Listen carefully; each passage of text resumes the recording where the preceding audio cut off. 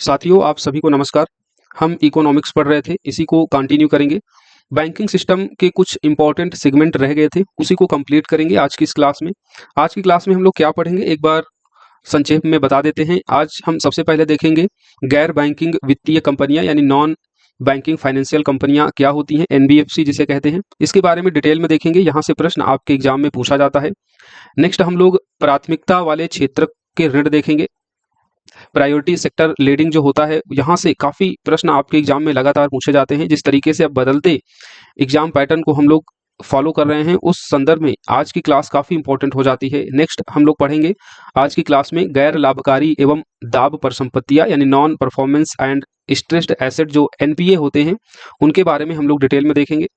ये आज की क्लास ऐसी है कि आपको यूट्यूब पर अन्य जगह इतनी डिटेल में ये सारी चीज़ें नहीं कवर अप मिलेंगी और प्रश्न यहाँ से पूछा जाता है। जैसे 69th बीपीएससी में दिवाला शोधन अक्षमता और दिवालियापन संहिता 2016 के संबंध में बहुत ही कंसेप्चुअल प्रश्न पूछा गया था। इंसॉल्वेंसी और बैंकरप्सी क्या होता है, इसका नियामक निकाय कौन सा है, राइट। तो ये सारी चीज़ें नॉन परफॉर्मेंस एसेट जब हम लोग पढ़ते हैं तो उसमें हम लोग ये सभी चीज़ें देखते हैं। नेक्स्ट, घरेलू प्रणालीगत महत्वपूर्ण बैंकें कौन सी होती हैं, और ये आपका करंट अफेयर्स का एक टॉपिक हो जाता है, ये लगातार चर्चा में रहता है। नेक्स्ट, बेसल मानक हम लोग देखेंगे और इसी के साथ हमारी क्लास ये समाप्त होगी। तो आज कई इंपॉर्टेंट सेगमेंट हैं और इसी के साथ हमारा बैंकिंग प्रणाली पूरा खत्म हो जाएगा। बैंकिंग प्रणाली का जो हमारा पहला पार्ट था, उसमें हमने ऑलमोस्ट बैंकिंग सिस्टम को कवर कर दिया था। क्षेत्रीय, ग्रामीण, शहरी बैंक और फिर वाणिज्यिक बैंक, अनुसूचित और गैर अनुसूचित बैंकें क्या होती हैं, लघु वित्तीय बैंक, भुगतान बैंक क्या होता है, ये सारी चीज़ें हमने अपने पहले पार्ट में कवर कर दी थी। तो जो बच्चे पहली बार इस चैनल से जुड़े हैं तो पहली वाली क्लास जरूर देखिएगा। इसको देखने के बाद तो आपका बैंकिंग सिस्टम पूरा कवर हो जाएगा। क्लासेस की पीडीएफ आपको हमारे संकल्प बैच के पेड ग्रुप में प्रोवाइड की जाती हैं, जो 70 बीपीएससी डेडिकेटेड ये बैच है, जहां पर सभी क्लासेस की पीडीएफ आपको मात्र 499 में अवेलेबल करा दी जाती है। जिसको इस बैच से जुड़ना है वो 6306473800 पर कॉल मैसेज करके इसके बारे में अधिक जानकारी ले सकता है। ये हमारा पेमेंट नंबर भी है। इस पर 499 पेमेंट करने के बाद इसी नंबर के व्हाट्सएप पर आप अपनी पेमेंट की रिसीविंग और नाम मेंशन करके भेज देंगे तो आपको ग्रुप में जोड़ दिया जाएगा, जहां से इन सभी क्लासेस की आपको पीडीएफ अवेलेबल हो जाएगी। चलिए क्लास को अब शुरू करते हैं। सबसे पहले गैर बैंकिंग वित्तीय कंपनियों के बारे में देखते हैं। नॉन बैंकिंग फाइनेंशियल कंपनीज क्या होती हैं। इन्हें कंपनी एक्ट 1956 के तहत पंजीकृत किया जाता है। पहला फैक्ट तो आपके लिए यही इंपॉर्टेंट हो जाता है एग्जाम पॉइंट ऑफ व्यू से कि एनबीएफसी को किस अधिनियम के तहत रजिस्टर किया जाता है, तो कंपनी अधिनियम 1956 के तहत, राइट। इनका मुख्य कार्य क्या है, इनका मुख्य कार्य है उधार देना। सरकार या स्थानीय प्राधिकारी द्वारा जारी किए गए विभिन्न प्रकार के जो शेयर, स्टॉक, बॉन्ड्स, डिवेंचर और प्रतिभूतियां, किराया खरीद, बीमा कारोबार और चीट संबंधी जो व्यवसाय होते हैं उनमें निवेश करना इनका मुख्य कार्य होता है। यहाँ पर एक बात जो आपको याद रखनी है कि एनबीएफसी क्या नहीं कर सकता है, कहाँ पर निवेश नहीं कर सकता है, तो याद रखिएगा ऐसी कोई संस्था सम्मिलित नहीं होगी एनबीएफसी के तौर पर जिसका मुख्य कार्य कृषि, उद्योग, किसी भी सामान और किसी भी सामान की खरीद बिक्री में हम लोग प्रतिभूति और शेयरों को छोड़ देंगे। प्रतिभूतियां और शेयर को छोड़कर खरीद बिक्री या अचल संपत्ति के निर्माण जैसे कुछ काम अपने व्यवसाय के तौर पर नहीं कर सकती है। It's a very important fact कि एनबीएफसी कौन से कार्य नहीं कर सकती है, तो कृषि, उद्योग, किसी भी सामान की खरीद बिक्री, और उन खरीद बिक्री जो हम सामानों के संबंध में कह रहे हैं प्रतिभूतियां और शेयरों को छोड़ देंगे, तो किसी भी सामान की खरीद बिक्री या अचल संपत्ति के निर्माण जैसे कुछ काम जो है अपने व्यवसाय के तौर पर एनबीएफसी नहीं कर सकती है। नॉन बैंकिंग फाइनेंशियल जो कंपनी होती है ये कार्य नहीं कर सकती हैं। बाकी इनके कार्यों को हमने देख लिया। इनका कार्य क्या है, उधार देना है। सरकार या स्थानीय प्राधिकार द्वारा जारी किए गए जो शेयर, स्टॉक, बॉन्ड्स, डिवेंचर, प्रतिभूतियां होते हैं इनकी जो है खरीद बिक्री करना, इनमें जो है निवेश करना इनका प्रमुख कार्य है। क्या नहीं कर सकते हैं, ये बात भी याद रखना, प्रश्न यहां से आपसे पूछा जाता है। एनबीएफसी ऋण प्रदान करती है और निवेश भी करती है। इस चीज को याद रखना, ये ऋण भी प्रदान करती है, निवेश भी करती है, इसलिए इनकी गतिविधियां जो है ये बैंकों के समान ही होती हैं। हालांकि बैंक और एनबीएफसी में कुछ इंपॉर्टेंट डिफरेंट आपको देखने को मिलेगा। जैसे पहला, मांग जमा, यानी एनबीएफसी डिमांड डिपॉजिट स्वीकार नहीं कर सकते। वेरी इंपॉर्टेंट फैक्ट याद रखिएगा, एनबीएफसी जो होती है नॉन बैंकिंग फाइनेंशियल कंपनीज जो होंगी वो डिमांड डिपॉजिट स्वीकार नहीं करेंगी, डिमांड डिपॉजिट को स्वीकार नहीं करती हैं, मांग जमा को स्वीकार नहीं करती हैं। मांग जमा से मतलब क्या होता है, बचत और चालू खाता। यानी यहाँ पर ऐसा नहीं है कि आप पैसा जाके यहाँ पर जमा कर दें और किसी भी समय निकाल लें, तो ऐसा नहीं होगा, क्योंकि एनबीएफसी डिमांड डिपॉजिट में क्या आता है, चालू और बचत खाते आते हैं, तो इनको स्वीकार नहीं करते हैं। एनबीएफसी भुगतान और निपटान प्रणाली यानी पेमेंट एंड सेटलमेंट का हिस्सा भी नहीं होते हैं। इनके पास चेक जारी करने की शक्ति नहीं होती है।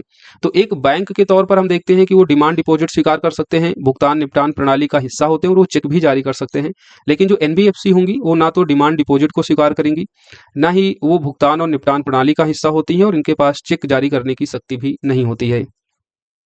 किसी भी संस्था को एनबीएफसी डी, एनबीएफसी डी का मतलब non banking financial company, deposit की बात हो रही है। और डिपॉजिट जब मैं यहाँ पर कह रहा हूँ कि किसी भी संस्था को एनबीएफसी डिपॉजिट के रूप में कार्य करने हैं तो आरबीआई में पंजीकरण कराना अनिवार्य है। हमने ऊपर देखा कि ये डिमांड डिपॉजिट स्वीकार नहीं करते हैं, लेकिन ये जो डिपॉजिट की बात हो रही है ये कैसी डिपॉजिट है? फिक्स डिपॉजिट की बात यहाँ पर हो रही है, सावधि जमा की बात हो रही है।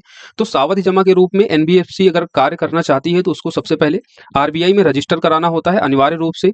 आरबीआई की ओर से तय अधिकतम ब्याज दर से ज्यादा की पेशकश एनबीएफसी नहीं कर सकता है। जितनी आरबीआई के दिशा निर्देश होंगे एनबीएफसी के लिए उतनी ही ब्याज दर की पेशकश जो है वो कर सकता है। नेक्स्ट, राशि जमा करने वालों को गिफ्ट, इंसेंटिव या दूसरे अतिरिक्त फायदे की पेशकश भी नहीं कर सकता है। यानी एनबीएफसी जो कंपनीज होंगी वो जो लोग फिक्स डिपॉजिट करेंगे इन कंपनियों में तो उनके लिए वो गिफ्ट, इंसेंटिव और दूसरे अतिरिक्त फायदे की पेशकश नहीं करेंगे। न्यूनतम इन्वेस्टमेंट ग्रेड क्रेडिट रेटिंग का इन्हें हिस्सा होना चाहिए। एनबीएफसी के द्वारा जमा राशि की वापसी की गारंटी आरबीआई नहीं देता है, राइट। एनबीएफसी में जो आप फिक्स डिपॉजिट करेंगे उसकी गारंटी आरबीआई नहीं देता है।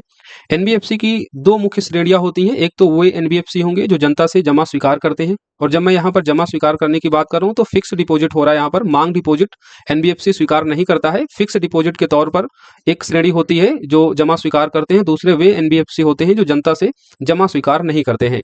एनबीएफसी में जो कैटेगरी होती है फिक्स डिपॉजिट स्वीकार करने वाली, उन्हें आरबीआई में रजिस्ट्रेशन कराना अनिवार्य होता है, जैसे हमने आपको पहले ही बताया है।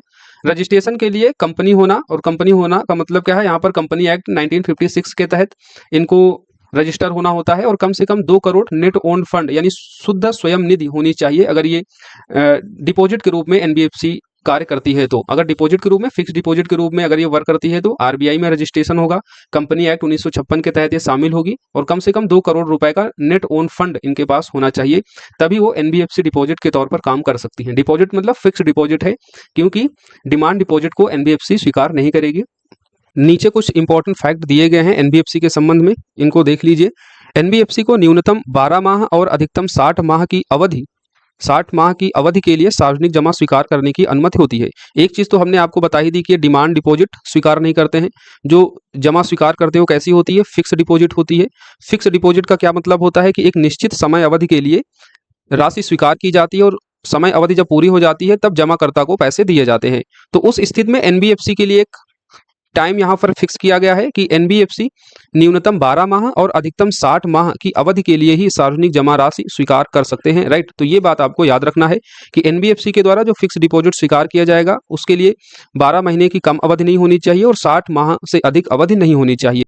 अवशिष्ट गैर बैंकिंग कंपनियां एनबीएफसी की एक अन्य श्रेणी होती है जिसका मुख्य कार्य क्या होता है? जमा स्वीकार करना फिक्स डिपॉजिट के रूप में और स्वीकृत प्रतिभूतियों में निवेश करना, राइट। तो एनबीएफसी के बारे में ये कुछ चीजें आपको याद रखना है। एनबीएफसी के संबंध में 2 श्रेणियां होती हैं, उसके अलावा इनके कार्य क्या होते हैं और कौन से कार्य नहीं होते हैं, ये बातें आपको देखना है। यहाँ से प्रश्न आपके एग्जाम में आते हैं। अब एनबीएफसी का विनिमय देख लेते हैं। आरबीआई सभी एनबीएफसी को विनियमित नहीं करता। It's very important fact. आपको दिया जाता है स्टेटमेंट की नॉन बैंकिंग फाइनेंशियल कंपनी का विनिमय जो है केवल आरबीआई द्वारा किया जाता है, तो वो स्टेटमेंट गलत हो जाएगा, क्योंकि कुछ नॉन बैंकिंग फाइनेंशियल कंपनीज होती हैं उनका विनिमय अलग वित्तीय संस्थाओं के द्वारा होता है। तो ये आपको यहाँ पर याद रखना है। आरबीआई सभी एनबीएफसी को विनियमित नहीं करता है। कुछ एनबीएफसी को कुछ शर्तों के अधीन आरबीआई एक्ट 1934 के तहत पंजीकरण की अनिवार्यता से छूट प्रदान की गई है।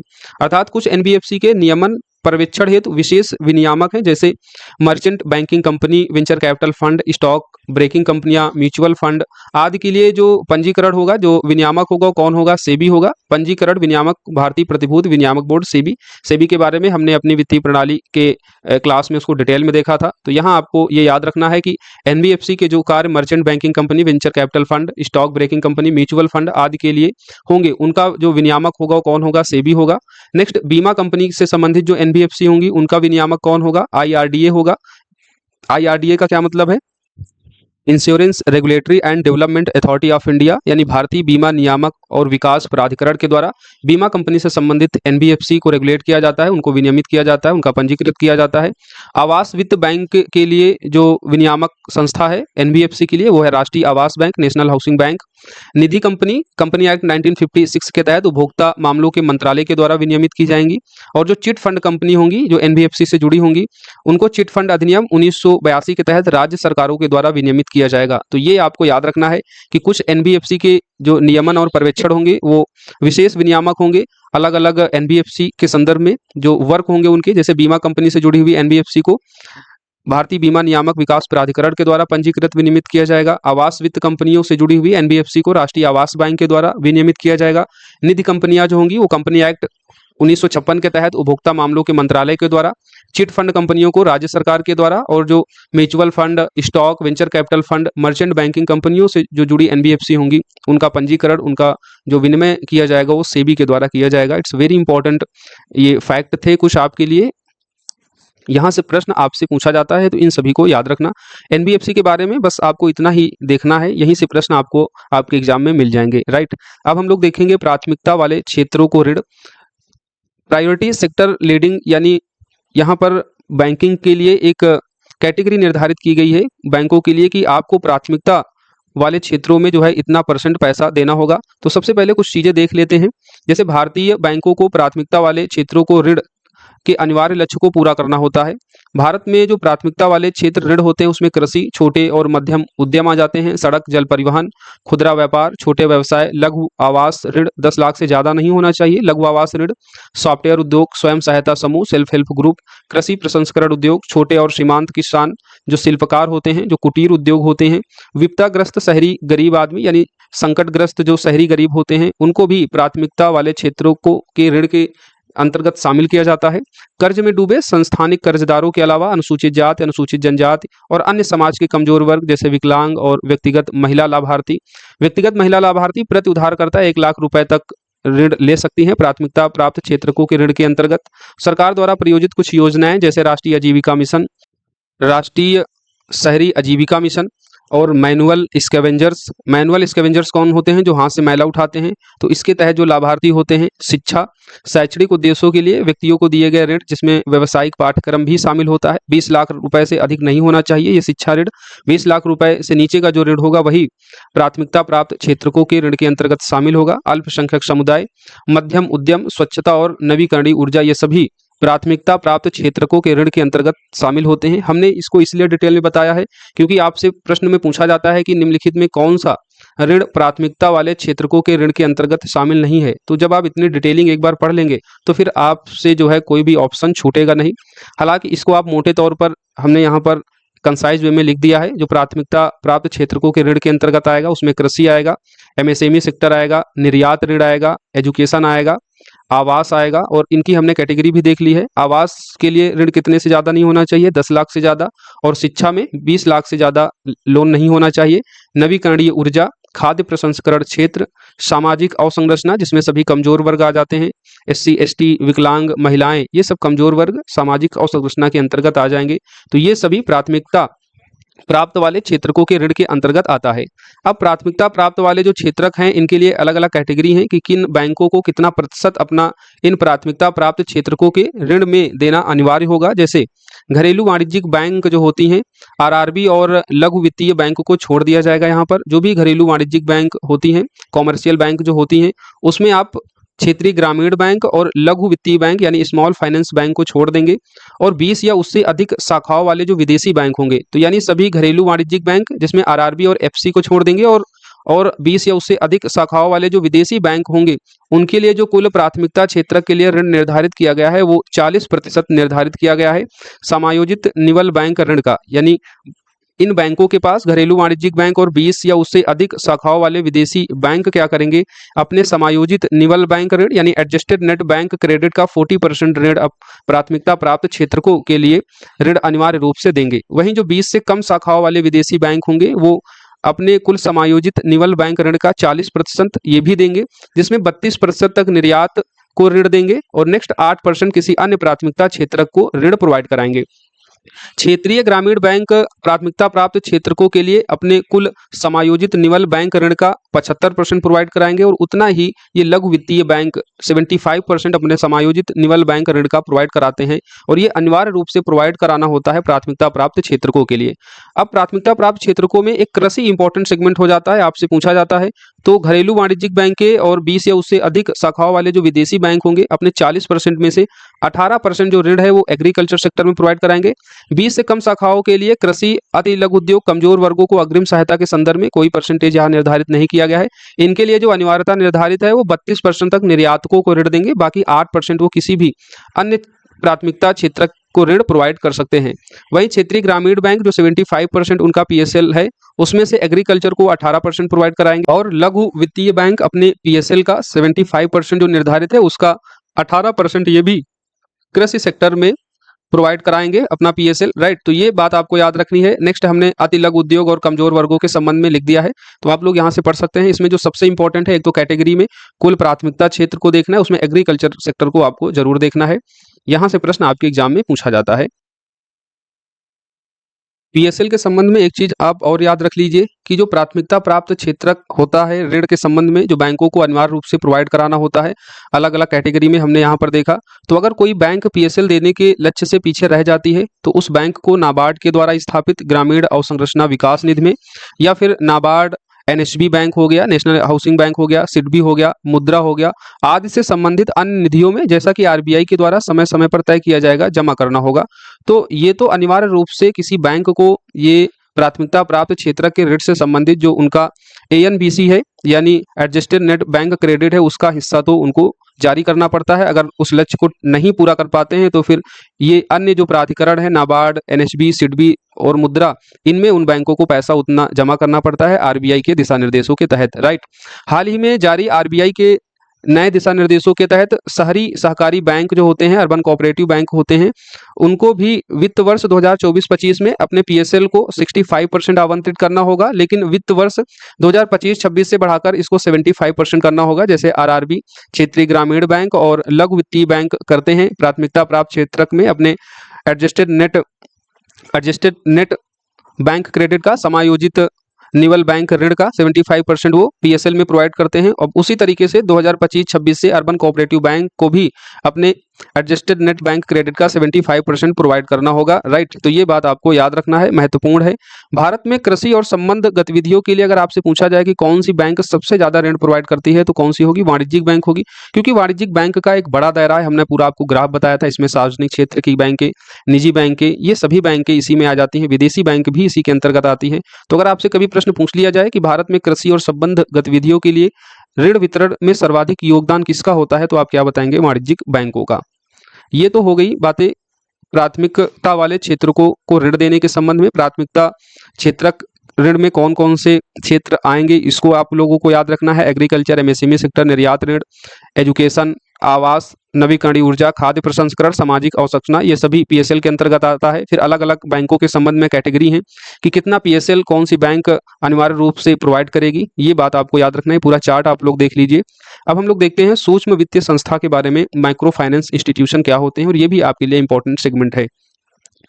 माइक्रो फाइनेंस इंस्टीट्यूशन एक प्रकार की वित्तीय कंपनियां हैं और उन लोगों को लघु ऋण और अन्य वित्तीय सेवाएं प्रदान करती हैं जो समाज के वंचित और कमजोर वर्ग से आते हैं, जिनकी बैंकिंग सुविधाओं तक पहुंच नहीं है। तो माइक्रो फाइनेंस इंस्टीट्यूशन क्या होते हैं? ये लघु ऋण और कुछ अन्य वित्तीय सुविधाएं प्रोवाइड कराते हैं। किनको प्रोवाइड कराते हैं? जो समाज के वंचित और कमजोर वर्ग के लोग होते हैं, जिनकी पहुंच बैंकिंग सुविधाओं तक नहीं हो पाती है।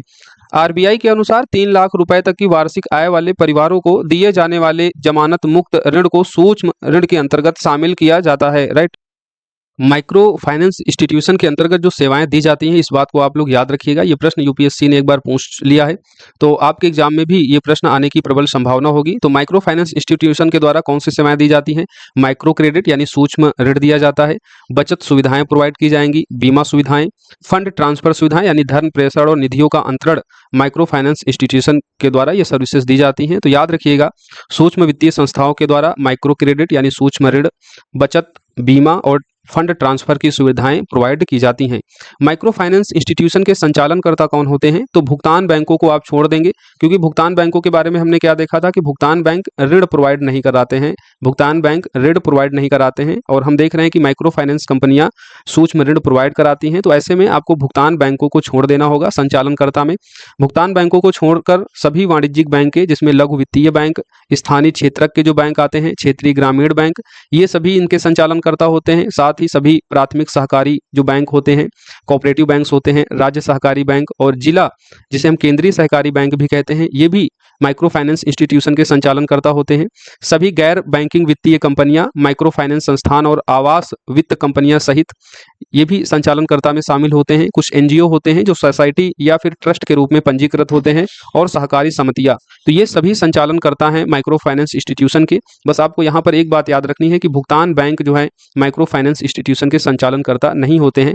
बाकी लगभग बैंकिंग सेक्टर से जुड़ा हुआ जितना भी हम लोग अभी तक पढ़े हैं, चाहे वाणिज्यिक बैंक के हों, क्षेत्रीय ग्रामीण बैंक हो, कोऑपरेटिव बैंक्स जो होती हैं, नॉन फाइनेंशियल कंपनी, और इसमें एनजीओ भी शामिल हो जाती हैं माइक्रो फाइनेंस इंस्टीट्यूशन के अंतर्गत। तो इसे आप लोग याद रखिएगा। आपको यहाँ पर ध्यान क्या देना है कि भुगतान बैंक जो है माइक्रो फाइनेंस इंस्टीट्यूशन के अंतर्गत शामिल नहीं होती हैं। माइक्रो फाइनेंस की अवधारणा स्वयं सहायता समूह बैंक लिंकेज कार्यक्रम, जिसे 1989 में नाबार्ड के द्वारा लॉन्च किया गया था, यहाँ से माइक्रो फाइनेंस इंस्टीट्यूशन की अवधारणा भारत में देखी जाती है। तो याद रखिएगा, माइक्रो फाइनेंस की अवधारणा self help group bank linkage कार्यक्रम, जिसे नाबार्ड के द्वारा 1989 में शुरू किया गया था, यहाँ से उत्पन्न होती है।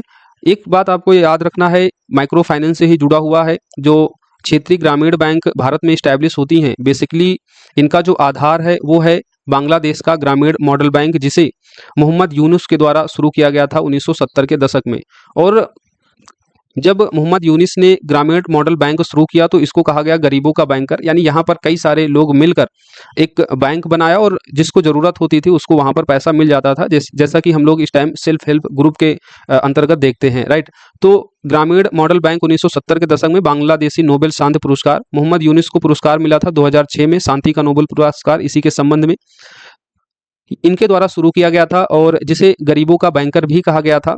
सेल्फ हेल्प ग्रुप पर यह आधारित था। इस मॉडल ने भारत में क्षेत्रीय ग्रामीण बैंकों के निर्माण को प्रेरित किया। ये मैं क्यों आपको बता रहा हूं, क्योंकि हाल ही में मोहम्मद यूनुस को बांग्लादेश की अंतरिम सरकार का प्रमुख सलाहकार बनाया गया है, और यहाँ से प्रश्न आपके पूछे जाने की प्रबल संभावना है, और मुझे लगता है यहाँ से पूछा भी जाएगा। तो ये बात आपको याद रखनी है कि भारत का जो क्षेत्रीय ग्रामीण बैंक का जो मॉडल देखते हैं, बेसिकली कहाँ से ये प्रेरित है, तो मोहम्मद यूनुस के द्वारा 1970 के दशक में शुरू किया गया बांग्लादेश में ग्रामीण मॉडल बैंक, जो गरीबों का बैंकर कहलाता है। सेल्फ हेल्प ग्रुप पर आधारित था। कई सारे ग्रामीण क्षेत्र के लोग मिलकर इसमें पैसा जमा की एक फंड बनाया, और उस फंड से जिसको जरूरत होती थी उसको पैसा दिया जाता था, जैसे हम लोग अब सेल्फ हेल्प ग्रुप के बारे में देखते हैं। तो सेल्फ हेल्प ग्रुप से संबंधित ये एक बैंकिंग मॉडल था, ग्रामीण मॉडल बैंक, और ये मॉडल इतना सफल हुआ, ग्रामीण क्षेत्र के जो लोग हैं, कमजोर जो लोग हैं, वो बैंकिंग सुविधाओं से जुड़ पाए।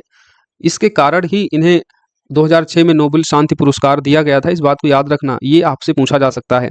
अब हम लोग देखेंगे एनपीए के बारे में, यानी नॉन परफॉर्मेंस जो एसेट्स होते हैं। नॉन परफॉर्मेंस एसेट जो है बेसिकली गैर लाभकारी एवं दाब परिसंपत्तियों का हिस्सा है। जैसे अगर आपसे ये पूछ लिया जाए कि कुल दबाव युक्त परिसंपत्तियों में क्या क्या आ जाता है, टोटल स्ट्रेस एसेट्स में क्या आएगा, तो उसमें एनपीए शामिल हो जाता है, पुनर्गठित परिसंपत्तियां और रिटर्न ऑफ एसेट्स शामिल हो जाते हैं। ये सब मिला के कुल दबाव युक्त परिसंपत्तियों का निर्माण करते हैं। हमको जो बेसिकली पढ़ना है वो एनपीए के बारे में देखना है, non performance assets. Non performance asset क्या होते हैं कि बैंकों से जो कंपनियां या फिर कोई व्यक्ति अगर ऋण लेता है और 90 दिनों के अंदर उसको नहीं चुका पाता है, तो उसको हम फिर एनपीए की कैटेगरी में शामिल करते हैं। अभी हम नीचे देखेंगे, ये हमेशा चर्चा में रहता है। जैसे आरबीआई के हालिया रिपोर्ट के अनुसार अनुसूचित वाणिज्यिक बैंकों के लिए सकल गैर निष्पादित परिसंपत्तियां यानी ग्रॉस नॉट परफॉर्मेंस एसेट अनुपात में गिरावट देखी गई है, और ये अच्छी बात है बैंकों के लिए, क्योंकि जितना ज़्यादा एनपीए होगा बैंकों को उतना ही नुकसान होगा, क्योंकि बैंकों के पास क्या होता है, फिर पैसा वापस नहीं आ पाता है। बैंकें ऋण दे देती हैं, और ना तो उनके पास मूलधन वापस आता है, ना ही ऋण के द्वारा जो उनको ब्याज मिलना चाहिए वो वापस आ पाता है। तो ऐसे में बैंकों के ऊपर ये एक बड़ी समस्या है एनपीए। हालांकि इसमें अब कुछ गिरावट देखी जा रही है, और हालिया रिपोर्ट जो आरबीआई की आई है उसके अनुसार भी अनुसूचित वाणिज्यिक बैंकों के लिए सकल गैर निष्पादित परिसंपत्तियां अनुपात में गिरावट आई है। मार्च 2023 के अंत में 3.9% से घटकर यह सितंबर 2023 के अंत तक 3.2% हो गया है, और आरबीआई ने कहा कि ये पिछले 10 वर्षों में सबसे अधिक गिरावट देखी गई है, राइट। इस कमी में योगदान देने वाले कई कारक हैं। जो कमी आई है एनपीए में, इसमें राइट ऑफ है, अपग्रेड और रिकवरी। राइट ऑफ क्या होता है? बैंकों के खाते से किसी एनपीए को इस मान्यता के रूप में हटाने से है कि ऋण की वसूली की संभावना नहीं है। यानी एनपीए जो है उन कैटेगरी को हटा देता है जब उसे लगता है कि अब वसूली नहीं की जाएगी। तो ऐसे में जो एनपीए की जो बैलेंस शीट होती है उससे इसे हटा दिया जाता है, तो एनपीए में ये गिरावट का एक मुख्य कारण बन जाता है राइट ऑफ। यानी बैंक के खातों से किसी एनपीए को इस मान्यता के रूप में हटा दिया जाता है कि अब ऋण की वसूली वहां से नहीं की जा सकती है, कोई संभावना नहीं है। राइट। दूसरा है अपग्रेड्स। अपग्रेड्स का क्या मतलब होता है कि किसी ऋण खाते को एनपीए से पुनः मानक परिसंपत्ति श्रेणी में पुनर्वर्गीकृत करने की प्रक्रिया को यह संदर्भित करता है। यानी जो नॉन परफॉर्मेंस एसेट था, अब यहाँ पर अपग्रेड्स करके क्या कर दिया गया है कि इसकी संभावना है कि शायद जो नॉन परफॉर्मेंस एसेट था इसका मूलधन वापस हो जाए बैंक को, तो उसको कहते हैं हम लोग अपग्रेड्स। तो किसी ऋण खाते को एनपीए से पुनः मानक परिसंपत्ति श्रेणी में पुनर्वर्गीकृत करने की प्रक्रिया को हम कहते हैं अपग्रेड्स। और जब अपग्रेड्स होगा तो सीधी सी बात है कि एनपीए में वहां पर आपको गिरावट देखने को मिलेगा, जो ग्रॉस नेट परफॉर्मेंस एसेट्स होगा। राइट। नेक्स्ट है वसूली यानी रिकवरी का। तो रिकवरी होगी तो सीधी सी बात है, तो एनपीए में गिरावट आ ही जाएगी। तो चूक किए गए ऋण जो होते हैं, डिफाल्टर लोन्स होते हैं, या एनपीए को वसूलने के लिए की गई कार्रवाई के बाद बैंक द्वारा वापस प्राप्त की गई धनराशि या परिसंपत्तियों से मतलब होता है रिकवरी का। तो ये प्रमुख कारक है जिनके कारण जो है हालिया रिपोर्ट आरबीआई की जो आई है उसमें ग्रॉस नॉन परफॉर्मेंस जो एसेट्स है उसमें गिरावट देखने को मिली है। आरबीआई के अनुसार कोई परिसंपत्ति जिसे हम लोग एसेट्स कहते हैं तब गैर निष्पादित हो जाती है जब वह बैंक के लिए आय उत्पन्न करना बंद कर देती है। यानी नॉन परफॉर्मेंस एसेट्स का क्या मतलब है? हमने किसी को ऋण दिया और बैंक ऋण किस लिए देता है? ताकि जो लोन लेता है लोन के बदले में इंटरेस्ट ऑफ रेट बैंक को पे करे, तो इससे बैंक को क्या होती है? आय होती है। और जो नॉन परफॉर्मेंस एसेट्स होता है उसमें क्या होता है कि ना तो मूलधन ही मिलने की संभावना होती है बल्कि जो इंटरेस्ट ऑफ रेट है वो भी नहीं मिलता है। तो ऐसे में नॉन परफॉर्मेंस एसेट्स क्या हो जाता है कि बैंक की आय उत्पन्न करना ये बंद कर देती हैं। एनपीए एक ऋण या अग्रिम होता है जिसका मूलधन या ब्याज भुगतान एक निर्धारित अवधि तक बकाया रहता है, और ये जो अवधि तय की गई है जब ऋण का भुगतान 90 दिनों तक नहीं किया जाता है। यानी इंटरेस्ट, आप जिस इंटरेस्ट से आपने लोन लिया बैंक से और अगर आपने 90 दिनों तक उसका भुगतान नहीं किया तो वो जो लोन होता है, वो जो ऋण होता है, अग्रिम होता है, वो एनपीए की कैटेगरी में शामिल हो जाता है। हालांकि कृषि के लिए थोड़ा सा अलग है। कृषि के लिए यदि 2 फसल मौसम तक मूलधन और ब्याज का भुगतान नहीं किया जाता है तो ऋण को एनपीए मान लिया जाता है। तो जो किसान ऋण लेते हैं उनके लिए जो एनपीए एसेट्स है बैंक के संबंध में वो क्या है कि अगर कोई किसान फसल बोने के लिए ऋण लेता है कृषि से संबंधित और 2 फसल मौसमों तक वो ब्याज का भुगतान या मूलधन नहीं देता है तो फिर उस ऋण को एनपीए की कैटेगरी में शामिल कर लिया जाता है। तो इस बात को आपको याद रखना है कि एनपीए की कैटेगरी में कोई लोन या अग्रिम कब शामिल होगा? जब सामान्यतः 90 दिनों तक उसका भुगतान नहीं किया जाएगा। और एग्रीकल्चर सेक्टर में क्या है कि जब कोई एग्रीकल्चर सेक्टर से रिलेटेड ऋण 2 फसल मौसमों तक नहीं चुकाता है, ब्याज का भुगतान उसमें नहीं करता है, तो फिर उसे एनपीए कैटेगरी में शामिल कर लिया जाता है। पुनर्गठित परिसंपत्तियां क्या होती है? जैसे हमने आपको बताया कि टोटल स्ट्रेस जो एसेट होता है उसमें पुनर्गठित परिसंपत्तियां एनपीए और रिटर्न ऑफ एसेट्स शामिल होते हैं। एनपीए के बारे में तो हमने डिटेल में देख लिया है। पुनर्गठित परिसंपत्तियां क्या होती हैं? ऐसी परिसंपत्तियां या ऋण जिन्हें भुगतान के लिए लंबी अवधि देकर ब्याज को कम करके या इन्हें इक्विटी शेयर में परिवर्तित करके पुनर्गठित किया जाता है। वहीं जो रिटर्न ऑफ एसेट्स होते हैं, रिटर्न ऑफ एसेट्स का क्या मतलब होता है कि ऐसी परिसंपत्तियां जिन्हें बकाया के रूप में नहीं गिना जाता है, इनकी पूर्ति किसी अन्य तरीके से की जाती है, उसे रिटर्न ऑफ एसेट्स कहते हैं। तो ये आपको देखना है। हालांकि इसमें जो सबसे इंपॉर्टेंट है वो एनपीए है, उसी को हम लोग डिटेल में देख रहे हैं। तो एनपीए के बारे में जो भी हमने ऊपर बताया है वो बातें आपको याद रखनी है। अब एनपीए को 3 कैटेगरी में आप डिवाइड कर सकते हैं। एक तो सब स्टैंडर्ड एसेट्स, अवमानक परिसंपत्तियां। अवमानक परिसंपत्तियां क्या होती हैं? 90 दिन। 90 दिन का मतलब क्या हो गया? 3 माह से 12 महीने तक के एनपीए इस कैटेगरी में शामिल होते हैं। तो 12 महीने तक के जो एनपीए होते हैं वो सब स्टैंडर्ड एसेट्स में शामिल होते हैं। डाउटफुल एसेट्स में कौन शामिल होता है? एनपीए। तो 12 महीने से अधिक के जो एनपीए होते हैं उनको हम डाउटफुल एसेट्स की कैटेगरी में देखते हैं। और लॉस एसेट्स क्या होते हैं? वे परिसंपत्तियां जो वसूली योग्य नहीं है और जिनकी वसूली की कोई उम्मीद भी नहीं है, यानी उनका लॉस हो गया है या बहुत कम है, उन्हें पूरी तरीके से बट्टे खाते में डाल दिया जाना चाहिए। वैसे लोन्स को हम लोग लॉस एसेट्स में देखते हैं। तो ये कैटेगरी याद रखना है, आपसे पूछा जा सकता है, मिलान करने के लिए दिया जा सकता है। तो सब स्टैंडर्ड एसेट्स में 12 महीने तक के एनपीए आते हैं और 12 महीने से अधिक के एनपीए को हम डाउटफुल एसेट्स में रखते हैं। और वैसी परिसंपत्तियां जो वसूली योग्य नहीं है या उनके वसूलने की बहुत कम संभावना है, उनको हम लोग लॉस एसेट्स में रखते हैं।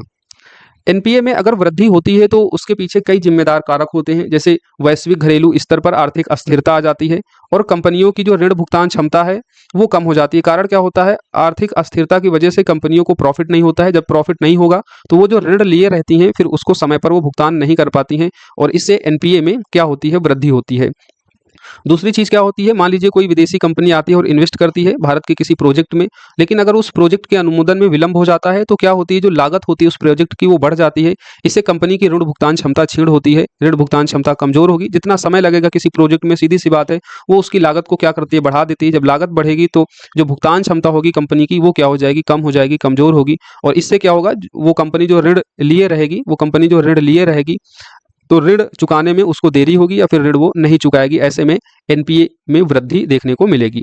नेक्स्ट, बैंकों द्वारा संगठित क्षेत्रों को आक्रामक यानी बहुत ही एग्रेसिव तरीके से ऋण दिया जाना, जिन पर बड़े ऋणों का पहले से ही बोझ है। यानी बैंकों के द्वारा जो संगठित क्षेत्र होते हैं उनको बहुत ही एग्रेसिव तरीके से ऋण दिया जाता है, और बड़ी बड़ी कंपनियां होती हैं जो पहले से ही बहुत ज्यादा ऋण लिए रहती हैं, तब भी उनको ऋण दे दिया जाता है। ऐसे में ये एनपीए में बढ़ोतरी करती हैं, राइट। विलफुल डिफॉल्ट भी लगातार बढ़ रहा है। विलफुल डिफॉल्ट क्या होता है, जब जानबूझकर कोई लोन का इंटरेस्ट और उसकी मूलधन को वापस नहीं करता है बैंक का, उसको कहते हैं हम लोग विलफुल डिफॉल्ट, जानबूझकर, जानबूझकर, राइट। आप लोगों ने साउथ मूवियों में देखा होगा, कई सारी पिक्चरें हैं, लोग ऋण लेते हैं और वो उनका बड़ा दबदबा होता है, वो गुंडा राज होता है। तो ऐसे में जब कोई बैंक अधिकारी उनके यहाँ लोन का पैसा लेने जाता था तो उसको क्या करते थे, डराते थे, धमकाते थे, मारते थे। उसको कहते हैं हम लोग विलफुल डाउटफुल, यानी जानबूझकर जो है बैंक का जो पैसा है, बैंक का मूलधन जो ब्याज है उसको नहीं चुकाया जाता है। और इसमें भी देख रहे हैं काफी बढ़ोतरी भारत में देखने को मिलती है, जो एनपीए को बढ़ाता है। ऋण संबंधी धोखाधड़ी, बैंकिंग संस्थाओं से जुड़े भ्रष्टाचार एनपीए को बढ़ाते हैं। अब एनपीए अगर बढ़ेगा तो इसका क्या प्रभाव होगा, क्या इफेक्ट होगा, तो आप ही इसको समझ सकते हैं कि अगर एनपीए बढ़ेगा तो क्या होगा, बैंकों के पास पर्याप्त पैसा नहीं होगा। जब बैंकों के पास पर्याप्त धनराशि नहीं होगी तो अन्य उत्पादक जो गतिविधियां होती हैं देशों की, उनको ये ऋण प्रोवाइड नहीं कराएंगी, क्योंकि ऋण प्रोवाइड कराने के लिए इनके पास पर्याप्त धनराशि नहीं होगी। जब बैंकों के पास धनराशि कम होगी तो जो वो इंटरेस्ट देंगी नेक्स्ट लेवल पर या और कंपनियों और व्यक्तियों को, तो सीधी सी बात है कि उनकी ब्याज बढ़ोतरी भी होगी। जब चीजें आपके पास कम है और उसकी डिमांड ज्यादा है तो क्या होता है, वहां पर जो कीमत होती है वो बढ़ जाती है। वही बैंकों के साथ भी होगा, जब बैंकों के पास पर्याप्त धनराशि नहीं होगी तो जो धनराशि है उस पर जो लोन दिया जाएगा वो ऊंची ब्याज दरों पर दिया जाएगा। जब ब्याज दरें ऊंची होंगी तो जो लागत कास्ट आएगी वो भी बढ़ जाएगी। इससे मुद्रास्फीति भी मार्केट में बढ़ सकती है, राइट। दूसरी चीज, इन्वेस्ट में कमी आएगी, क्योंकि ब्याज दरें जब ज्यादा होंगी तो लोग पैसा बैंकों से कम लेंगे, जब कम लेंगे तो मार्केट में इन्वेस्ट भी कम होगा, और ये जो बेरोजगारी दर है भारत की उसको भी ये बढ़ाएगी। तो एनपीए बढ़ने से अर्थव्यवस्था में कई सारे नुकसान हैं। निवेश में कमी आएगी, बेरोजगारी दर बढ़ेगी, ब्याज दर में बढ़ोतरी होगी, मुद्रास्फीति बढ़ सकती है, और जो अन्य विकासात्मक कार्य हैं वो रुक सकते हैं, उनमें अवरोध आएगा, राइट। अब एनपीए में कमी लाने हेतु सरकार के द्वारा और आरबीआई के द्वारा, केंद्रीय बैंक के द्वारा कई कदम उठाए गए। उनको अब हम लोग एक एक करके देखते हैं। जैसे दबावग्रस्त परिसंपत्तियों की संधारणी संरचना योजना लाई गई थी, जिसको हम लोग S4A स्कीम भी कहते हैं, scheme for sustainable structuring of stressed asset. और ये आपके यूपीएससी में क्वेश्चन एक बार पूछा जा चुका है। 2016 में आई थी, आरबीआई की एक पॉलिसी थी। इसमें क्या किया गया था, वास्तविक कठिनाइयों का सामना कर रही बड़ी कारपोरेट संस्थाओं की वित्तीय संरचना को पुनः तैयार करने के लिए इस योजना को लाया गया था। एज इट इज स्टेटमेंट था, प्रश्न पूछा गया था कि दबावग्रस्त परिसंपत्तियों की संधारणी संरचना योजना यानी S4A किससे संबंधित है। तो एज इट इज स्टेटमेंट था, तो इसको आप लोग याद रखना कि S4A स्कीम किससे संबंधित है। तो ये एनपीए एसेट में कमी लाने से संबंधित एक स्कीम है, जो वास्तविक कठिनाइयों का सामना कर रही बड़ी कारपोरेट संस्थाओं की वित्तीय संरचना को पुनः तैयार करने के लिए आरबीआई के द्वारा शुरू की गई थी। नेक्स्ट है रणनीतिक ऋण पुनर्गठन। ये 2015 में इसको शुरू किया गया था आरबीआई के द्वारा। इसके तहत यदि कॉरपोरेट जिनको बैंक से ऋण लिया है और चुकाने में अगर वो कॉरपोरेट सेक्टर असमर्थ होता है, तो बैंकों को कंपनियों के ऋण का 51% इक्विटी में बदलकर जो है उसे उच्च बोली लगाने वालों को बेचने का मौका दिया गया। तो यहाँ पर बैंकों को क्या किया गया इस योजना के माध्यम से कि मान लीजिए कोई कंपनी बैंक से ऋण लेती है और उसको चुका नहीं पाती है, तो बैंक को क्या अधिकार दिया गया कि उस कंपनी के ऋण का 51% जो इक्विटी है, वो उस 51% जो इक्विटी है उसकी जो है बोली लगा सकते हैं। जो उच्च बोली लगाए उसको वो बेच सकते हैं। तो यहाँ पर एक चीज समझ में आ रही है, 51% अगर इक्विटी की बोली लग रही है तो सीधी सी बात है कि इस योजना के तहत जो कंपनी का मालिक है वो भी चेंज हो सकता है, क्योंकि जिसके पास 50% से अधिक शेयर होते हैं वही कंपनी का ओनर होता है। तो यहाँ पर देख रहे हैं कंपनी का ओनर भी चेंज हो सकता है रणनीतिक ऋण पुनर्गठन के माध्यम से। नेक्स्ट है मिशन इंद्रधनुष लाया गया था सरकारी बैंकों की हालत सुधारने के लिए। आपसे पूछा जाता है मिशन इंद्रधनुष किससे संबंधित है, तो ये सरकारी बैंकों की हालत सुधारने से संबंधित है। एक इंद्रधनुष स्कीम आप देखते हैं जहां पर टीकाकरण से संबंधित स्कीम है, लेकिन ये बैंकिंग सेक्टर से जुड़ी हुई है। मिशन इंद्रधनुष 2015 में शुरू की गई थी सरकारी बैंकों की हालत सुधारने के लिए, और इंद्रधनुष के 7 सूत्रीय आयाम थे, जिसमें एक था नियुक्तियां यानी पारदर्शी तरीके से नियुक्तियां हो, बैंकिंग बोर्ड ब्यूरो में सुधार हो, पूंजीकरण, सार्वजनिक क्षेत्र के बैंकों पर दबाव को हटाना था, बैंकों का सशक्तिकरण करना था, जवाबदेही को बढ़ाना था, प्रशासनिक सुधार करना था। तो ये इंद्रधनुष के 7 सूत्र थे। इंद्रधनुष योजना के तहत, मिशन इंद्रधनुष योजना के तहत जो सरकारी बैंकों की हालत सुधारने हेतु लाए गए थे। तो इन सातों का नाम आपको याद रखना है। आपसे पूछा जा सकता है कि सरकारी बैंकों की हालत सुधारने हेतु लाए गए मिशन इंद्रधनुष के 7 सूत्रों में से कौन सा शामिल नहीं है। तो ऐसे में एक बार इसको पढ़ लीजिए, रीड डाउन कर लीजिए। अगर प्रश्न आता है तो वो आपका गलत नहीं होना चाहिए। बाकी आपको ये तो याद ही रखना है कि मिशन इंद्रधनुष किससे संबंधित है, तो सरकारी बैंकों की हालत सुधारने से। अब एक योजना लाई गई थी 5:25 योजना 2014 में। इसे बुनियादी ढांचे और 8 कोर उद्योगों, अब इस ये योजना को बताने का जो सबसे मेन हमारा लक्ष्य था वो था 8 कोर उद्योग। जब मैं इस योजना के बारे में देख रहा था तो मुझे 8 कोर उद्योग दिखा, तो मुझे लगा कि चलिए अब इसी के साथ मैं 8 कोर उद्योगों के बारे में भी बता दूंगा आपको। तो S25 योजना 2014 में जो लाई गई थी, इसके माध्यम से बुनियादी ढांचे और 8 कोर उद्योग, 8 कोर उद्योग कौन है, इसमें शामिल है रिफाइनरी प्रोडक्ट्स, इलेक्ट्रिसिटी, और हमने ये क्रम से लिखा है कि 8 कोर उद्योगों में जिसका सर्वाधिक हिस्सेदारी है उसमें रिफाइनरी प्रोडक्ट्स की सबसे ज्यादा हिस्सेदारी, उसके बाद इलेक्ट्रिसिटी की, नेक्स्ट स्टील, फिर कोल, क्रूड ऑयल यानी कच्चा तेल, नेचुरल गैसेज, सीमेंट और फर्टिलाइजर। आपसे पूछा जाता है निम्नलिखित में से कौन सी कंपनी 8 कोर उद्योग में शामिल नहीं है, या कौन सा उद्योग 8 कोर उद्योगों में नहीं आता है। तो ये आपको याद होना चाहिए कौन से 8 कोर उद्योग हैं। तो इसमें शामिल है refinery products, electricity, steel, coal, crude oil, natural gas, cement और फर्टिलाइजर। जो सबसे कम हिस्सेदारी है 8 कोर उद्योगों में वो किसकी है, फर्टिलाइजर की। सबसे ज्यादा जो हिस्सेदारी है वो किसकी है, रिफाइनरी प्रोडक्ट्स की। सेकंड नंबर पर इलेक्ट्रिसिटी, थर्ड पर स्टील, फोर्थ पे कोयला, फिफ्थ पे क्रूड ऑयल, सिक्स्थ पे नेचुरल गैस, सेवंथ पे सीमेंट और एट्थ जो कोर उद्योग है जिसकी हिस्सेदारी है वो है फर्टिलाइजर। तो ये 8 कोर उद्योगों के नाम आपको पता होने चाहिए। 5:25 योजना के अंतर्गत 8 कोर उद्योगों के लिए दीर्घकालिक परियोजना ऋणों के लचीले पुनर्गठन के रूप में इनको जाना जाता है। इस योजना के तहत कर्जदार ऋण की समय सीमा को 25 वर्षों तक बढ़ा सकता है, जिससे ब्याज दर प्रत्येक 5 वर्ष पर समायोजित की जाती है, ताकि ऋण चुकाने का समय अवधि जो है वो दीर्घकालिक हो, दीर्घ समय अवधि के अनुरूप हो। इसमें किया जाता है कि जो कोर उद्योग हैं इनको थोड़ा सा यहाँ पर एक लिबर्टी दी जाती है, ताकि 8 कोर उद्योग जो इंडस्ट्री का कह सकते हैं हार्ट है, सबसे ज्यादा जो राजस्व आता है इन्हीं 8 कोर उद्योगों से आता है। तो इनको थोड़ा सा लिबर्टी देने के लिए 5:5 रेशियो योजना लाई गई थी, राइट। तो इसे आप लोग याद रखिएगा। वित्त परिसंपत्तियों का पुनर्गठन प्रतिभूति हितों को प्रभावी करने का अधिनियम, जिसको हम लोग कहते हैं सरफेसी एक्ट, सरफेसी एक्ट जिसको हम लोग कहते हैं, ये एनपीए एसेट्स को कम करने संबंधी लाया गया था 2002 में। यह अधिनियम बैंक और वित्तीय संस्थाओं को ऋण वसूली के लिए गिरवी रखी गई अचल संपत्तियों को जब्त करने का अधिकार देता है। यानी इस अधिनियम के माध्यम से बैंक और वित्तीय संस्थाएं जो होती हैं, जो ऋण प्रोवाइड करती हैं, अगर कोई कंपनी या कोई व्यक्ति ऋण लेता है और अगर ऋण नहीं चुका पाता है, तो ऐसे में सरफेसाई एक्ट के तहत जो 2002 में आया था, इसके तहत बैंक क्या कर सकता है, ऋण वसूली के लिए गिरवी रखी गई जो संपत्ति होती है, जो आप लोन लेने के लिए जो संपत्ति गिरवी रखते हैं, उसको वो जब्त कर सकता है। इसके लिए ऋण वसूली न्यायाधिकरण से गुजरने की आवश्यकता नहीं होती है किसी बैंक को। या जानबूझकर कर्ज न चुकाने वाले, जानबूझकर कर्ज जब कोई नहीं चुकाता उसको हम लोग कहते हैं विलफुल डिफाल्टर्स। विलफुल डिफाल्टर्स जो होते हैं, जो जानबूझकर ऋण नहीं चुकाते हैं, उन पर शिकंजा कसने का एक प्रभावी कानून था, जिसे भारत सरकार ने 2002 में स्थापित किया गया था। इस कानून को याद रखिएगा, सरफेसी एक्ट 2002 में लाया गया था, और इसके माध्यम से बैंक और जो वित्तीय संस्थाएं होती हैं वो क्या कर सकती हैं, ऋण वसूली के लिए गिरवी रखी गई अचल संपत्ति को जब्त कर सकती हैं। इसके अंतर्गत ऋणदाता उधारदाता को 60 दिन का नोटिस देने के बाद संपत्ति जो गिरवी रखी जाती है उसको जो है जब्त कर सकते हैं, उस पर कब्जा कर सकता है बैंक या जो वित्तीय संस्था ऋण देती है। हालांकि यह असुरक्षित ऋणदाता और कृषि ऋण पर लागू नहीं होता है। इस चीज को आप याद रखिएगा, ये इंपॉर्टेंट है कि जो सरफेसी एक्ट के तहत हमने बताया कि कोई बैंक या वित्तीय संस्था जो ऋण देती है, अगर विलफुल डिफाल्टर्स है या फिर कोई भी डाउटफुल डिफाल्टर जो लोन नहीं चुकता करता है, उसका मूलधन और जो इंटरेस्ट ऑफ रेट है वो नहीं देता है, तो उस संबंध में वो अचल संपत्ति जो गिरवी रखी जाती है लोन लेने के दौरान, जो व्यक्ति के द्वारा रखी गई जो संपत्ति होती है उसको जब्त किया जाता है। लेकिन यहाँ पर एक चीज क्या याद रखना है कि जो एग्रीकल्चर सेक्टर से जुड़ा हुआ ऋण होगा उसमें ये शामिल नहीं होगा, और जो असुरक्षित ऋणदाता होगा, मान लीजिए किसी आपदा में ग्रसित कोई ऋणदाता है, किसी कंपनी में आग लग गई और उस संबंध में अगर वो लोन नहीं दे पाता है, तो ऐसी कंडीशन जो है ये सरफेसी एक्ट की उस पर लागू नहीं होंगी। तो जो असुरक्षित ऋणदाता होगा या कृषि सेक्टर से जो जुड़ा हुआ ऋण होगा उस पर ये लागू नहीं होता है। ये आपके एग्जाम के लिए इंपॉर्टेंट है, प्रश्न आपसे यहाँ से पूछा जाता है, राइट। अब होता है एआरसी नेक्स्ट, जो एनपीए को कम करने के लिए जो नेक्स्ट सरकार के द्वारा उठाया गया कदम था एआरसी यानी परिसंपत्ति पुनर्निर्माण कंपनियों का गठन। नरसिम्हन समिति आई थी 1998 में, नरसिम्हन समिति सेकेंड थी और उसके द्वारा एआरसी को स्थापित किया गया था।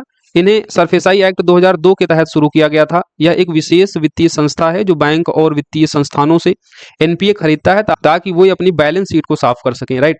तो एआरसी का काम क्या होता है, परिसंपत्ति पुनर्निर्माण कंपनियों का काम क्या होता है कि जो एनपीए होता है उसको ये खरीद लेती हैं, बैंक और वित्तीय संस्थानों से एनपीए को खरीद लेती हैं ताकि बैंक अपनी बैलेंस शीट को साफ कर सके और नेक्स्ट ग्राहक को बिना हिचक के जो है लोन दे सकें। तो इसके लिए परिसंपत्ति पुनर्निर्माण कंपनियां बनाई गई थी और इनको स्थापित करने के लिए जो सुझाव दिया गया था वो नरसिम्हन समिति सेकेंड जो 1998 में आई थी उसके द्वारा एआरसी को स्थापित करने का सुझाव दिया गया था। बाद में इसे सरफेसी एक्ट 2002 के तहत शुरू किया गया, राइट। पूंजी पर्याप्ता अनुपात यानी कैपिटल एडिक्वेसी रेशियो जो होता है, इसको हम लोग पूंजी से जोखिम भारित संपत्ति अनुपात के रूप में भी जानते हैं। ये होता क्या है, कुल पूंजी के कुल जोखिम का प्रतिशत होता है। मान लीजिए कोई बैंक 100 रुपए अगर किसी को लोन दे रही है तो उसके लिए 8 रुपए जो है सीएआर के तौर पर रखना होता है। और ये सीएआर करता क्या है, बेसिकली जो लोग बैंकों में पैसा जमा करते हैं उनकी सुरक्षा से संबंधित होता है कि कोई संकट काल आता है तो उस संबंध में भी बैंक के पास एक सर्टेन अमाउंट हो, राइट। तो उस संबंध में ये पूंजी पर्याप्ता अनुपात है, कैपिटल एडिक्वेसी रेशियो है। यह कुल पूंजी के कुल जोखिम का प्रतिशत होता है। जितना ज़्यादा पूंजी पर्याप्ता अनुपात होगा वो बैंक उतना ही सुरक्षित होगा, उतना ही हेल्दी माना जाएगा। इसका उपयोग जमाकर्ताओं की सुरक्षा और विश्व भर में वित्तीय प्रणालियों की स्थिरता और दक्षता को बढ़ावा देने के लिए किया जाता है। पूंजी पर्याप्ता अनुपात को बेसल समझौते के तौर पर भी जाना जाता है। अभी हम नीचे बेसल समझौता के बारे में देखेंगे। भारत में वर्तमान पूंजी पर्याप्ता अनुपात देख लीजिए तो बेसल मानदंड के अनुसार 8% है, यानी 100 रुपए होगा तो उसमें 8 रुपए बैंक को पूंजी पर्याप्ता अनुपात के रूप में रखना होगा बेसल मानदंड के अनुसार। हालांकि आरबीआई के द्वारा जो निर्धारित है वो सार्वजनिक क्षेत्रों के बैंकों के लिए जो पूंजी पर्याप्ता अनुपात है वो 12% है, यानी कोई सार्वजनिक क्षेत्र की बैंक होगी उसके पास अगर 100 रुपए होगा तो 12 रुपए वो सीएआर के तौर पर रखेगी, कैपिटल एडुकेसी रेशियो के तौर पर रखेगी, पूंजी पर्याप्ता अनुपात के रूप में रखेगी। और जो अनुसूचित वाणिज्यिक बैंकें होती है इनके लिए जो पूंजी पर्याप्ता अनुपात है वो 9% है। तो इसे आप लोग याद रखिएगा। पूंजी पर्याप्ता अनुपात होता क्या है, तो कुल पूंजी के कुल जोखिम का प्रतिशत होता है। ये जितना ज्यादा होगा यानी पूंजी पर्याप्ता अनुपात जितना अधिक होगा वो उस बैंक के लिए उतना ही अच्छा होता है, उतना ही जो जमाकर्ता होते हैं वो उतने ही सुरक्षित होते हैं। ये आपको याद रखना है, समझ लेना है, राइट। नेक्स्ट है दिवाला, जिसको हम लोग शोधन अक्षमता भी कहते हैं और दिवालापन संहिता 2016 में आई थी। इसके माध्यम से भी एनपीए को कम करने के लिए इसको लाया गया था, राइट। तो इसको देख लेते हैं। यहाँ से 69th बीपीएससी में प्रश्न पूछा गया था, इंसॉल्वेंसी और बैंकरप्सी क्या होता है। तो इसकी स्थापना हेतु टीके विश्वनाथन समिति ने सिफारिश की थी। ये इंपॉर्टेंट है, आपसे पूछा जा सकता है कि दिवाला और दिवालापन संहिता 2016 को जो इस्टेब्लिश किया गया था ये किसकी समिति की सिफारिश पर किया गया था, तो टीके विश्वनाथन की समिति की सिफारिश पर। इंसॉल्वेंसी होता क्या है, दिवाला या शोधन अक्षमता क्या होता है, तो एक ऐसी स्थिति है जिसमें कोई व्यक्ति या कंपनी अपनी बकाया ऋण चुकाने में असमर्थ होता है। यानी कोई कंपनी कोई व्यक्ति ऋण लेती है, अगर उसको चुकाने में वो असमर्थ होता है तो उसको हम क्या कहेंगे, वो दिवाला है, वो शोधन अक्षमता कंपनी है, राइट। वहीं जो दिवालियापन होता है ये क्या होता है, ये कानूनी प्रक्रिया है। इसमें क्या होता है कि न्यायालय के द्वारा किसी व्यक्ति या संस्था को दिवालिया घोषित कर दिया जाता है और न्यायालय द्वारा इसका समाधान करने तथा लेनदारों के अधिकारों की रक्षा करने के लिए उचित आदेश दिए जाते हैं। तो ये याद रखिएगा कि इंसॉल्वेंसी एक स्थिति है, वहीं दिवालियापन यानी बैंकरप्सी क्या है, एक कानूनी प्रक्रिया है। कानूनी प्रक्रिया को यह संदर्भित करता है जहां देनदार की संपत्ति लेनदारों के लाभ के लिए समाप्त या पुनर्गठित की जाती है। यानी एक ऐसी स्थिति जब किसी सक्षम न्यायालय के द्वारा एक व्यक्ति या संस्था को दिवालिया घोषित कर दिया जाता है और न्यायालय द्वारा इसका समाधान करने तथा लेनदारों के अवसरों की रक्षा करने के लिए उचित आदेश दिया जाता है। तो ये दोनों चीजें आपको याद रखनी है। शोधन अक्षमता का क्या मतलब है, ये एक स्थिति है जहां पर व्यक्ति या कंपनी अपने बकाया ऋण चुकाने में असमर्थ होता है। वहीं जो बैंकरप्सी है, जो दिवालियापन है, इसका क्या मतलब है, ये एक कानूनी प्रक्रिया को संदर्भित करता है जहां कोई न्यायालय किसी व्यक्ति या संस्था को दिवालिया घोषित करता है और न्यायालय द्वारा इसका समाधान करने तथा लेनदारों के अधिकारों की रक्षा करने के लिए उचित आदेश भी देता है। भारतीय दिवालापन और शोधन अक्षमता बोर्ड को इस्टेब्लिश किया गया था दिवाला और शोधन अक्षमता कार्रवाइयों की देखरेख के लिए। ये जिम्मेदार निकाय है। तो ये स्टेटमेंट आपको याद रखना है कि दिवाला और शोधन अक्षमता कार्रवाइयों की देखरेख के लिए जिम्मेदार निकाय कौन सा है, तो भारतीय दिवाला और शोधन अक्षमता बोर्ड। जो भारतीय दिवाला और शोधन क्षमता बोर्ड जो है ये कारपोरेट मंत्रालय के अधीन वर्क करता है। इसमें 4 सदस्य होते हैं, एक अध्यक्ष और 3 सदस्य। अध्यक्ष और सदस्यों की नियुक्ति सरकार के द्वारा की जाती है, जो वित्त, कानून, दिवालापन के क्षेत्रों में विशेषज्ञता रखते हैं। वर्तमान में अगर इसके अध्यक्ष देखेंगे भारतीय दिवाला और शोधन अक्षमता बोर्ड के, तो उनका नाम है रवि मित्तल। नेक्स्ट एक इंपॉर्टेंट बैंक है बैड बैंक, ये भी एनपीए से रिलेटेड है। नॉन परफॉर्मेंस एसेट्स को कम करने के लिए बैड बैंक को शुरू किया गया था 2004 में एक ट्रस्ट के रूप में। ट्रस्ट के रूप में क्यों कह रहा हूं, क्योंकि इसका जो प्राथमिक एम है वो लाभ कमाना नहीं है। प्राथमिक एम इसका लाभ कमाना नहीं है, बल्कि बैंकों से एनपीए को खरीदकर उनकी बैलेंस शीट से बैड लोन को समाप्त करना है, राइट। और बैड बैंक को और हम किस नाम से जानते हैं, इनको हम राष्ट्रीय परिसंपत्ति पुनर्निर्माण कंपनी यानी नेशनल एसेट्स रिकंस्ट्रक्शन लिमिटेड के तौर पर भी जानते हैं। तो याद रखिएगा बैड बैंक को स्टार्ट कब किया गया था, 2004 में एक ट्रस्ट के रूप में एनपीए या बैड लोन खरीदने के लिए। उद्देश्य क्या होता है, बैंक से एनपीए को खरीदकर उनकी बैलेंस शीट से बैड लोन को समाप्त करना, ताकि जो एनपीए है उसके बोझ को कम किया जा सके और उन्हें बिना किसी बाधा के ग्राहकों को फिर से उधार दिया जा सके। क्योंकि बैंकों में जितना एनपीए होगा उतना ही बोझ होगा, तो इस बोझ को कम करने के लिए बैड बैंक को शुरू किया गया था, ताकि जो बैंकें होती हैं वो बिना किसी बाधा के अन्य ग्राहकों को जो है उधार दे सकें और भारत की जो अर्थव्यवस्था है उसका संचालन सुचारू रूप से हो सके, राइट। तो बैड बैंक को हम किस और नाम से जानते हैं, राष्ट्रीय परिसंपत्ति पुनर्निर्माण कंपनी के तौर पर 2004 में स्टैब्लिश किया गया था एक ट्रस्ट के रूप में। ट्रस्ट के रूप में क्यों शुरू किया गया था, क्योंकि इनका प्राथमिक एम लाभ कमाना नहीं है, बल्कि बैंकों से एनपीए को खरीदकर उनकी बैलेंस शीट से बैड लोन को समाप्त कर बोझ को कम करना है और उन्हें बिना किसी बाधा के ग्राहकों को फिर से उधार देना है। एक इंपॉर्टेंट फैक्ट आप लोग याद रखिएगा कि 2016-17 में जो आर्थिक सर्वेक्षण 2016-17 आया था, उसमें सार्वजनिक क्षेत्र परिसंपत्ति पुनर्निर्माण संस्था यानी public sector assets rehabilitation agency, जिसको शॉर्ट फॉर्म में कहते हैं पारा, इसको स्टैब्लिश करने की बात की गई थी। और ये जो पारा है एक प्रकार का बैड बैंक है जो सार्वजनिक क्षेत्रों के बैंकों से खराब ऋण खरीदेगा। तो आपसे पूछा जाएगा पारा किससे संबंधित है, तो पारा एक प्रकार की बैड बैंक से संबंधित है। बैड बैंक का काम क्या होता है, सार्वजनिक क्षेत्रों के जो एनपीए होते हैं उनको खरीदना, राइट। अब एक बैंक आती है घरेलू प्रणालीगत महत्वपूर्ण बैंक, और ये काफ़ी चर्चा में रहती है। तो हाल ही में आरबीआई के द्वारा जो घरेलू प्रणालीगत महत्वपूर्ण बैंक है उनकी सूची जारी रखी गई, और जो 3 बैंकें थी एसबीआई, एचडीएफसी, आईसीआईसीआई बैंक, इनको बरकरार रखा गया। स्टेट बैंक ऑफ इंडिया और एचडीएफसी को 2016 में घरेलू प्रणालीगत महत्वपूर्ण बैंक के रूप में चिन्हित किया गया था। बाद में 2017 में आईसीआईसीआई बैंक को भी घरेलू प्रणालीगत महत्वपूर्ण बैंक के रूप में शामिल किया गया था। घरेलू प्रणालीगत महत्वपूर्ण बैंक यानी डोमेस्टिक सिस्टमैटिकली जो इंपॉर्टेंट बैंक्स होती हैं, ये बेसिकली क्या होती हैं, ये देश के सबसे बड़े बैंक के रूप में इन्हें देखा जाता है। इन बैंकों का जो ग्राहक आधार होता है यानी जो उपभोक्ता आधार होता है बहुत ज़्यादा होता है। आप जानते हैं चाहे वो एसबीआई हो, एचडीएफसी बैंक हो, आईसीआई बैंक हो, इनके जो ग्राहक हैं वो व्यापक हैं, इसलिए इनको एक बड़े बैंक के रूप में देखा जाता है। और जब ये इतने बड़े बैंक हैं, कई सारी संस्थाओं का संचालन करते हैं, इसके कारण इनको क्या कहा जाता है, टू बिग टू फेल कहा जाता है। यानी इसको फेल नहीं होने दिया जाता है इन बैंकों को, क्योंकि अगर ये फेल होती हैं तो क्या होता है कि इनका आकार इतना बड़ा होता है, बाजार में इनका महत्व अधिक है। घरेलू और वैश्विक परस्पर संबंध वाले ऐसे बीमाकर्ता हैं जिनकी विफलता के कारण घरेलू जो वित्तीय प्रणाली है उसके समक्ष एक गंभीर संकट उत्पन्न हो सकता है। इनके पास विशाल उपभोक्ता आधार होने के साथ एनबीएफसी सहायक कंपनियां भी हैं, इसलिए संकट के समय यह सरकारी सहायता की अपेक्षा करती हैं, राइट। तो ये आपको याद रखना है कि घरेलू प्रणालीगत महत्वपूर्ण बैंकों की सूची में कौन सी 3 बैंकें वर्तमान में शामिल हैं, तो एसबीआई, एचडीएफसी, आईसीआई बैंक। घरेलू प्रणालीगत महत्वपूर्ण बैंक का मतलब क्या होता है, ये बड़े बैंक होते हैं, देश के सबसे बड़े बैंक के रूप में इनको चिन्हित किया जाता है। इनका उपभोक्ता आधार अधिक होता है, कई सारे कार्य करते हैं, इसलिए इनको फेल नहीं होने दिया जाता है। अगर ये फेल होते हैं तो फेल होने की कंडीशन में जो देश की जो अर्थव्यवस्था है वो पूरी तरीके से कोलैप्स हो सकती है, इसलिए इनको हम टू बिग टू फेल के रूप में वर्गीकृत करते हैं, इनको मानते हैं, राइट।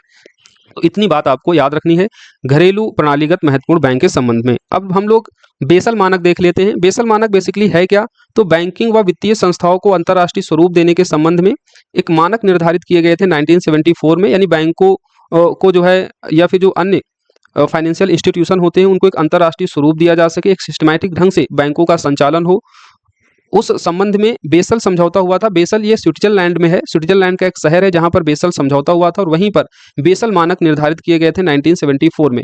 ये जो मानक है ये पूंजी जोखिम, बाजार जोखिम, परिचालन जोखिम के मामले में बैंकिंग विनिमय पर सिफारिश देते हैं।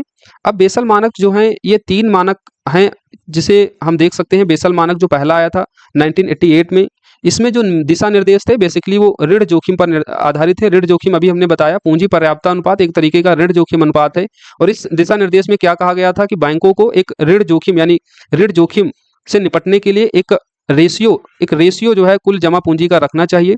तो वित्तीय संस्थाओं की पूंजी प्रचुरता पर यह केंद्रित था, मुख्यतः ऋण जोखिम पर यह केंद्रित था। नेक्स्ट बेसल मानक जो सेकेंड आया था वो 2004 में आया था, और इसके दिशा निर्देशों के तहत 3 मापदंडों पर ये आधारित था बेसल मानक सेकेंड के दिशा निर्देश, जिसमें था न्यूनतम पूंजी की आवश्यकता, पर्यवेक्षी समीक्षा और बाजार व्यवस्था, और इनको 3 स्तंभ भी कहा गया था बेसल मानक सेकेंड में, राइट।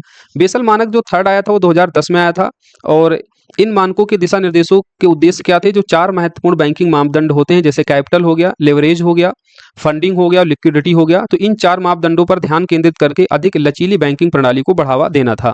और भारत ने बेसल मानक फर्स्ट को कब अपनाया था? तो 1999 में। बेसल मानक के दिशा निर्देश आए कब थे? 1988 में। भारत ने कब अपनाया? तो 1999 में। बेसल मानक सेकंड को 2009 में अपनाया गया था, और बेसल मानक आए कब थे वर्ल्ड वाइड रूप से? तो 2004 में। भारत ने 2009 में इन्हें अपनाया। आरबीआई द्वारा बेसल मानक थर्ड जो है, जिन्हें 2010 में जो आए हैं, बेसल मानक जो थर्ड हैं उनको आरबीआई के द्वारा 2019 में लागू किया जाना था। हालांकि कोविड-19 आने के बाद बाजार में एक अस्थिरता देखी गई है, वित्तीय अस्थिरता आई, जिसके कारण इनके क्रियान्वयन को क्या किया गया है? स्थगित रखा गया है। अभी तक बेसल मानक थर्ड को इम्प्लीमेंट नहीं किया गया है, जिन्हें 2019 में आरबीआई के द्वारा लागू किया जाना था। तो बेसल मानक के बारे में ये आपको कुछ चीजें बस ध्यान देना है। इसमें जो प्रश्न पूछा जाता है आपसे, डायरेक्ट पूछा जाता है कि बेसल मानक किससे संबंधित है? तो ये बैंकिंग क्षेत्र से संबंधित है। बेसल मानक का उद्देश्य क्या है? पूंजी जोखिम, बाजार जोखिम, परिचालन जोखिम के मामले में बैंकिंग विनिमय से संबंधित सिफारिश से देना, ताकि बैंकिंग जो सेक्टर है वो सुचारू रूप से चले। बैंकिंग सेक्टर से जुड़ी हुई जो जोखिम है उनको कम किया जा सके, और उनको जो है एक अंतर्राष्ट्रीय स्वरूप दिया जा सके। तो इस संबंध में बेसल समझौता हुआ था 1974 में, स्विट्जरलैंड में बेसल शहर है, वहीं पर हुआ था, इसीलिए हम इनको बेसल मानक कहते हैं। 3 मानक अभी तक देख चुके हैं। 1988 में बेसल मानक पहला आया था जो ऋण जोखिम पर आधारित था, फिर बेसल मानक सेकेंड 2004 में, फिर बेसल मानक थर्ड के दिशा निर्देश 2010 में। भारत ने अलग अलग समयों पर इन दिशा निर्देशों को लागू किया। जैसे पहले बेसल मानक के निर्देश 1999 में, दूसरे बेसल मानक के जो निर्देश थे वो 2009 में, और तीसरे बेसल मानक के निर्देश 2019 में लागू किए जाने थे। हालांकि इनको कोविड-19 के कारण जो एक फाइनेंशियल अनस्टेबिलिटी देखी गई मार्केट में, उसके कारण इनको जो है इम्प्लीमेंट नहीं किया गया है। तो इस तरीके से जो बैंकिंग सेक्टर से जुड़े हुए जो अन्य सेगमेंट थे इंपॉर्टेंट, उनको हमने डिस्कस कर लिया है। यहाँ से प्रश्न आपसे पूछे जाते हैं, और ये चीज़ें आपको कहीं और यूट्यूब पर या आप कहीं भी देखेंगे उतना डिटेल में लोग नहीं बताएंगे। सीधी सीधी जो बैंकिंग सेक्टर से जुड़ा हुआ जो सीधे सीधे टॉपिक होते हैं उन्हीं को बताकर लोग निकल जाते हैं, लेकिन प्रश्न बदलते एग्जाम पैटर्न के अनुसार यहाँ से आपसे पूछे जाएंगे। जैसा कि पिछली बार 69th में पूछा ही गया था, दिवाला शोधन अक्षमता और दिवालियापन से संबंधित, तो प्रश्न यहाँ से आपको एग्जाम में देखने को मिलेंगे। बाकी इनकी पीडीएफ के लिए आप हमारे इस नंबर पर 499 का पेमेंट करके इसकी रिसीविंग इसी नंबर के व्हाट्सएप पर भेज देंगे, तो पेड ग्रुप में जोड़ दिया जाएगा, जहां पर इवोक आईएएस संकल्प बैच की जितनी भी क्लासेज अभी तक हुई हैं और जो आगे होने वाली हैं उनका पीडीएफ आपको मिलता रहेगा जब तक 70 बीपीएससी का एग्जाम नहीं हो जाता है। मिलेंगे अब हम लोग अगली क्लास में। जब तक आप लोग पढ़ते रहें, जहां हैं वहां सुरक्षित रहें, अपना ध्यान रखें। धन्यवाद।